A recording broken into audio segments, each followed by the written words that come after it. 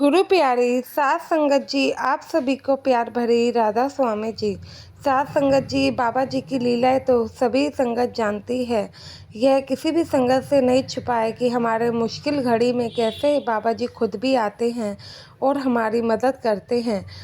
कोई भी परेशानी होती है हम बाबा जी को बताते हैं तो बाबा जी खुद ना खुद उस परेशानी का सॉल्यूशन तो ज़रूर निकालते ही हैं और हमें आगे के लिए रास्ता भी दिखाते हैं कि हमें इस रास्ते को चुनना चाहिए और अपने परेशानी का हल करना चाहिए।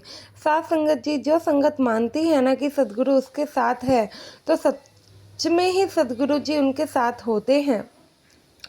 ये घटना शुरू करने से पहले आप लोगों से विनती है कि संगत के अपने इस चैनल को ज़रूर सब्सक्राइब करें। फेसबुक पे देख रहे हैं तो पेज को ज़रूर फॉलो करें जी। साथ संगत जी, यह घटना एक सत्संगी बीवी की है जो कि सत्संग घर में काफ़ी सेवा पे आया करती थी और यह बीवी डेरे के पास वाले शहर में ही रहा करती थी। इसके घर से डेरा आधे घंटे की ही दूरी पे था। यह बीवी के परिवार में यह इनके हस्बैंड और इनका बेटा था। तो यह बीवी अक्सर ही वक्त निकालकर डेरे में सेवा जरूर जाया करती थी, भजन सिमरन भी किया करती थी और बाबा जी जब भी इसे दर्शन देने आते थे बाकी सेवादारों की तरह तो इनसे इनका हाल चाल भी पूछ लेते थे। तो साथ संगत जी, जो कि बाबा जी के सेवादार होते हैं, वह बाबा जी के हमेशा ही करीब रहते हैं। अब सब कुछ सही चल रहा था। इनका बेटा जो कि 8 साल का था, एक दिन यह बीवी सेवा पर आई हुई थी और दिन का समय था। इनका बेटा स्कूल से आ रहा था। स्कूल से आते वक्त एक ट्रक वाले ने उनको ठोकर मार दी। जब उनको ठोकर लगी तो वहीं पे उस बच्चे का देहांत हो जाता है। अब यह बीवी तो उस दिन सेवा पर आई हुई थी तो यह खबर डेरे के सेवादारों तक पहुंचाई जाती है और यह बीवी जब घर जाती है तो यह सदमा बर्दाश्त ही नहीं कर पाती है। आखिर कौन ये सदमा बर्दाश्त कर पाएगा और कौन ही अपने बेटे को ऐसी हालत में देख पाएगा। मुश्किल की घड़ी तो हो ही जाती है। तो जब इसने देखा तो ये बिल्कुल भी बर्दाश्त नहीं कर पा रही थी। इसे कुछ समझ ही नहीं आ रहा था ऐसा क्यों हुआ है या क्या हो रहा है। ये अक्सर अपने आप को कोसने लगती है, कहती है कि बाबा जी आपने मेरे साथ ऐसा क्यों किया। करना ही था तो मुझे ही ले जाते, पर मेरी जगह मेरे बच्चे को क्यों लेके गए। तो उस समय तो जैसे तैसे परिवार वालों ने इस बीवी को संभाला और उस बच्चे का अंतिम संस्कार वगैरह किया। जो भी क्रियाएं थी वह सब करी गई। थोड़े दिन बीतते जाते हैं। अब यह बीवी बिल्कुल ही मायूस हो के घर में ही पड़ी रहती थी, ना भजन सिमरन करती थी, ना ही सेवा पर जाती थी।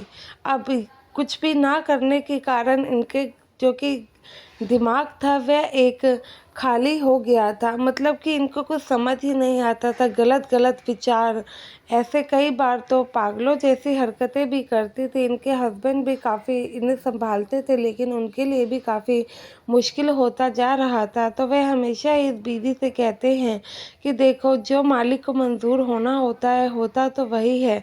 अब तुम भी अपनी हालत ऐसे करोगे तो मैं किसके सहारे ही दुनिया में जीऊँगा। वह कहती है कि मैं क्या ही करूं, मैं इस चीज़ से बाहर ही नहीं आ पा रही हूं। तो वे उनके हस्बैंड समझाते हैं कि भाई तुम भजन सिमरन पे दोबारा बैठा करो, सेवा पर जाया करो, कुछ तो भरने के लिए तुम्हें करना ही पड़ेगा ना। कब तक ऐसे खाली बैठी रहोगी, तुम्हारे दिमाग में यही सब फिर चलता रहेगा। थोड़ा तो अब वक्त हो ही गया है, अब आगे तो हमें अपने जीवन को चलाना ही पड़ेगा। तो वह बीवी उनकी बात नहीं मानती है, भजन सिमरन करती है। पता नहीं क्या होता है, 10 से 15 मिनट में हमेशा ही उठ जाती। अब हस्बैंड बिल्कुल ही अकेले हो गए थे क्योंकि उनके बेटे के साथ साथ बीवी को भी उन्होंने खो ही दिया था। बीवी की घर परिवार में कोई रुचि ही नहीं थी, ना वह घर के काम में रुचि थी, ना खाना बनाने में रुचि थी, ना मालिक की भक्ति में उनकी रुचि बची थी। यह सब देखकर बाबा जी भी काफ़ी परेशान हो रहे थे। तो एक बार की बात है, वह बीवी सो रही होती हैं तो उनको सपना आता है कि वह अपने भजन सिमरन पर दोबारा बैठे। जब भजन सिमरन पर दोबारा बैठने का संदेश उसे सपने में मिलता है तो वह अगले दिन से कोशिश करती हैं कि वह दोबारा से अपने भजन सिमरन को वक्त दे। जब वह भजन सिमरन पर बैठी होती हैं, अचानक से उनके साथ एक छलावा होता है। बाबा जी खुद ही उनके बेटे का रूप लेकर उनके सामने आते हैं और उनको आवाज़ देते हैं, कहते हैं कि माँ। जब उनका बेटा उनको ऐसे आवाज़ देता है तो वह पलट कर देखती हैं और भजन सिमरन से उड़ जाती हैं। बच्चा अपनी माँ को समझाता है कि कहता है कि माँ, अगर आप ऐसे करोगे तो मैं जहाँ भी गया हूँ वहाँ पर कैसे रह पाऊँगा। ऐसे तो मुझे मुक्ति ही नहीं मिलेगी। जो आप कर रहे हैं इससे आपको भी परेशानी हो रही है और मुझे भी।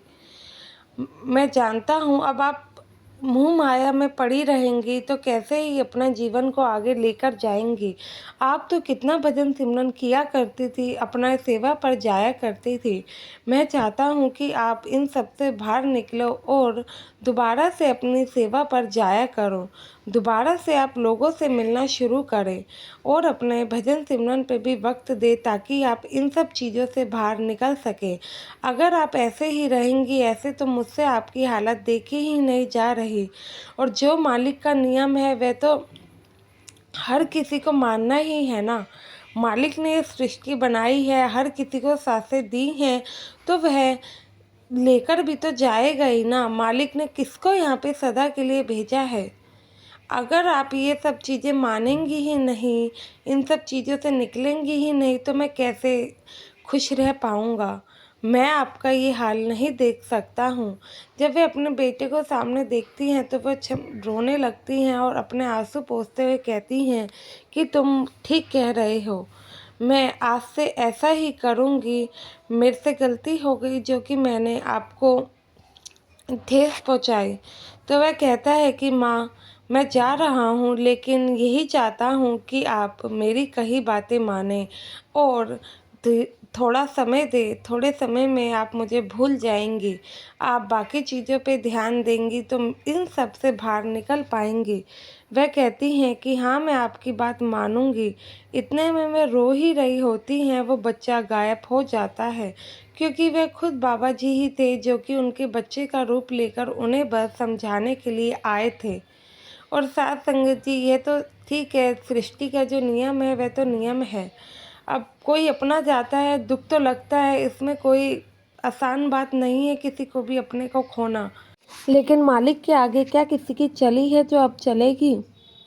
यह वो नियम है जिसको हम चाहकर भी नहीं तोड़ सकते हैं। इसलिए बाबा जी हमें कहते हैं कि मन पर काबू करो, मुँह माया से निकलो। जो मन पर काबू करता है तो इतनी तकलीफ हमें नहीं होती है। भजन सिमरन करते हैं तो आधी मुक्ति तो हमें पहले ही मिल जाती है। बाबा जी तो हमेशा ही कोशिश करते हैं कि हमें तकलीफ़ ना हो, लेकिन अब हमें उनकी बात ना माने तो क्या हो सकता है। यह बीवी को तो बाबा जी ने खुद आकर समझाया। और ऐसी साथ संगत जी कई घटनाएं हैं जो कि मैं सत्संगियों के मुँह से सुनती हूँ और जो अपने साथ भी बीतती है, तो पता लगता है कि वाकई में ही सद्गुरु हमारे साथ खड़े हैं। लेकिन अब हमें ही अंदाज़ा नहीं है, हम ही नहीं उन्हें पहचान पा रहे हैं, हमें पीछे भाग रहे हैं, तो क्या ही कर सकते हैं। बाबा जी तो हर पल ही हमारे साथ है, बस मानने की बात होती है। आशा है ये वीडियो आप लोगों को पसंद आई होगी। वीडियो अच्छी लगी हो तो कमेंट में राधा स्वामी ज़रूर लिखें जी। और संगत के अपने इस चैनल को आप लोगों ने सब्सक्राइब नहीं किया है तो ज़रूर करें जी। गुरु प्यारी साथ संगत जी, आप सभी को राधा स्वामी जी।